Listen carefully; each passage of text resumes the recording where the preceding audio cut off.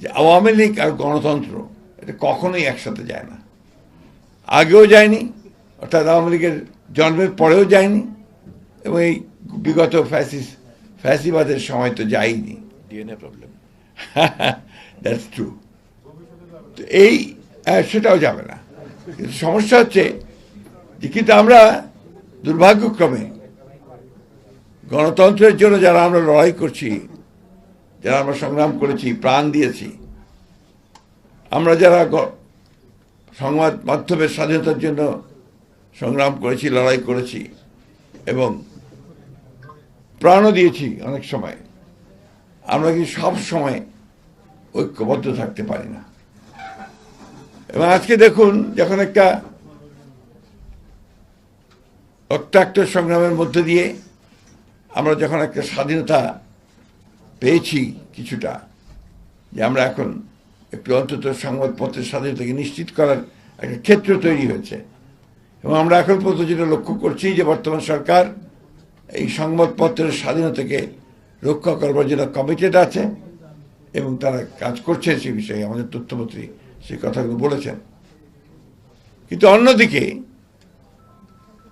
সংবাদপত্রের মালিকরা, যারা বিভিন্ন আপনার যে হাউসগুলো আছে, বিজনেস হাউসেস, তারা কিন্তু অন্যায়ভাবে সাংবাদিকদের উপর নির্যাতন চালিয়ে যাচ্ছেন। আমি একদম বলতে চাই খুব স্পষ্টভাবে, গতকাল আমাদের প্রেস ক্লাবের সভাপতিকে যেভাবে পদত্যাগ করতে বলা হয়েছে, এটা কোনো সভ্যতার মধ্যেই পড়ে না। এটাকে আমি তীব্র ভাষায় নিন্দা জানাচ্ছি এবং আমি অনুরোধ করব যে আপনারা তীব্র ভাষায় এটার প্রতিবাদ জানাবেন। শুধু হাসান হাফিজ সাহেব নয়, একই সঙ্গে আমাদের অনেক সাংবাদিক বন্ধু আছেন যারা এই আক্রমণের শিকার হচ্ছেন, নির্যাতনের শিকার হচ্ছেন। আমার কাছে সবসময় মনে হয়, যেটা মনে হয়েছে সবসময়, যে আসলে যুগ পাল্টানোর সঙ্গে সঙ্গে সব কিছু পাল্টে যায়। আমি এর আগের দিনও বলেছি যে আমাদের তারা আজকে 1975 সালে 76 সালে সাংবাদিকরা যে অবস্থায় ছিলেন, এখন কিন্তু সেই অবস্থায় নেই। আমি এখনো দেখছি, আমাদের এর পরেও দেখছি অনেক সাংবাদিক ভাই এখন পর্যন্ত বেকার হয়ে আছে। আমরা তাদের কর্মসংস্থানের সুযোগ সৃষ্টি করতে পারিনি। আমি আশা করব যে আমাদের একজন যোগ্য তথ্যমন্ত্রী আছেন, তিনি প্রচেষ্টা চালাবেন, এবং আমি সাংবাদিক ভাইকে অনুরোধ করব আমাদের বন্ধ হয়ে যাওয়া যে সমস্ত সংবাদ মাধ্যমগুলো রয়েছে, দৈনিক বাংলা, টাইমস, এগুলোকে চালু করার জন্য উদ্যোগ গ্রহণ করতে হবে। এমনকি যদি বিচিত্রাও সম্ভব হয়, আমার মনে হয় বিচিত্রাকে চালু করতে হবে, কারণ এগুলোতে আপনার ঐতিহ্যগত একটা ব্যাপার আছে। সুতরাং এটাকে সামনে নিয়ে আসার জন্য ব্যবস্থা করতে হবে, এবং প্রয়োজনে বিভিন্নভাবে যারা পারবেন তাদেরকে দিয়ে একসাথে করে নতুন সংবাদ মাধ্যম সৃষ্টি করে আমাদের সাংবাদিকদের কর্মসংস্থানের ব্যবস্থা করে সৃষ্টি করতে হবে। এটা আমার কাছে মনে হয়। একটি কথা, যে আমাদের এই সরকার, আপনারা জানেন যে দীর্ঘ সংগ্রামের পরে, এবং আমাদের প্রধানমন্ত্রী তিনি অনেক নির্যাতনের পরে আজকে আমরা একটা রাষ্ট্র পরিচালনার দায়িত্বে এসেছি। এই দায়িত্বে আসার পরে পরে যে ঘোষণাগুলো তিনি দিয়েছেন, সেই ঘোষণার মধ্যে কিন্তু আপনাদের সংবাদ মাধ্যমের স্বাধীনতাকে নিশ্চিত করার ব্যাপারটা তিনি বারবার করে বলেছেন। এবং আমি ইতিমধ্যেই যেটা লক্ষ্য করছি, তিনি আপনাদের সকলের সঙ্গে মত বিনিময় করছেন। মত বিনিময় করে যেটা কিছুক্ষণ আগে আমাদের তথ্যমন্ত্রী মহোদয় বললেন, যে তিনি গোটা সংবাদ মাধ্যমে যেন একটা সুবাতাস বয়, সেই রকম একটা পরিবেশ তৈরি করার চেষ্টা করছেন। দুর্ভাগ্য আছে আমাদের, যে বাংলাদেশে আমরা সবসময় কিন্তু সহজেই সব কিছু সোজা পথে পাই না।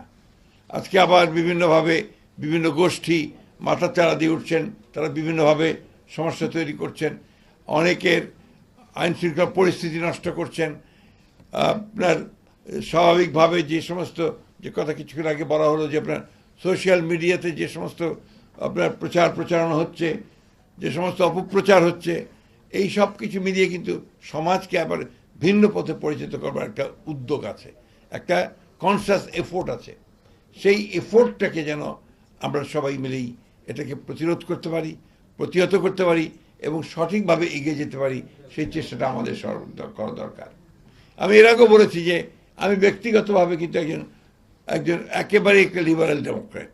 আমি হচ্ছে উদারপন্থী গণতান্ত্রিক দল। আমি এখানে আপনার কোনো ধর্ম, বর্ণ বা অন্য কোনো কিছুর ভিত্তিতে এখানে বিভাজনের পক্ষে নই। আমি সকলকে সমান অধিকার দেওয়ার পক্ষপাতী একজন মানুষ। এই জন্যেই আমি সবসময় বলে থাকি যে বিএনপিকে আপনারা যদি কেউ মনে করেন যে বিএনপি একটা বিপ্লবী দল, সেই বিপ্লবী দল কিন্তু বিএনপি নয়। বিএনপি একটা লিবারেল ডেমোক্রেটিক পার্টি। এটাকে আপনার সবসময় মনে রাখতে হবে আমাদেরকে। এই জন্যেই আমরা মনে করি যে বিএনপি হচ্ছে সবচাইতে নিরাপদ একটা রাজনৈতিক দল, যে দলের মধ্যে সাংবাদিক বলুন বা অন্যান্য পেশাজীবীরা আছেন তারা কিন্তু সবসময় নিরাপদ থাকতে পারেন। কারণ বিএনপি অন্যের মত সহ্য করবার একটি রাজনৈতিক দল, এবং সেইটাই আমরা বরাবর করে এসেছি। আমি নিশ্চয়ই আমার সঙ্গে আপনারা সবাই একমত হবেন, বিএনপি যখনই সরকারে এসছে সাংবাদিক দলন বা নির্যাতন কিন্তু সবচেয়ে কম হয়েছে। আপনি এটা খুব বেশি খুঁজে পাবেন না, এবং কারণ বিএনপিতে বিশ্বাস করে। আমি সেই কারণে আজকে বলি যে 16ই জুন আমাদের মনে রাখতে হয়েছে যে আওয়ামী লীগের সেই দুঃশাসন, যে আপনার 72 সাল থেকে 75 সাল পর্যন্ত, এটার উপরে বোধহয় আমাদের ডক্টর প্রফেসর সাইদুর রহমান সাহেবের একটা বই আছে, আওয়ামী দুঃশাসন 3 বছর না 5 বছর। কিন্তু এখন এই যে 15 বছর আওয়ামী যে ভয়াবহ দুঃশাসনগুলো গেল, এর মধ্যে বহু লেখা বেরিয়েছে, আমাদের মারুফ কামাল থেকে শুরু করে অনেকে লেখা বেরিয়েছেন। কিন্তু ঠিক এইভাবে একেবারে এই 15 বছরের দুঃশাসনের উপরে, তাদের ফ্যাসিজমের উপরে সেই রকম কোনো আপনার কম্পাইল বই আমি কিন্তু এখন পর্যন্ত দেখিনি। এটা বোধহয় প্রয়োজন আছে।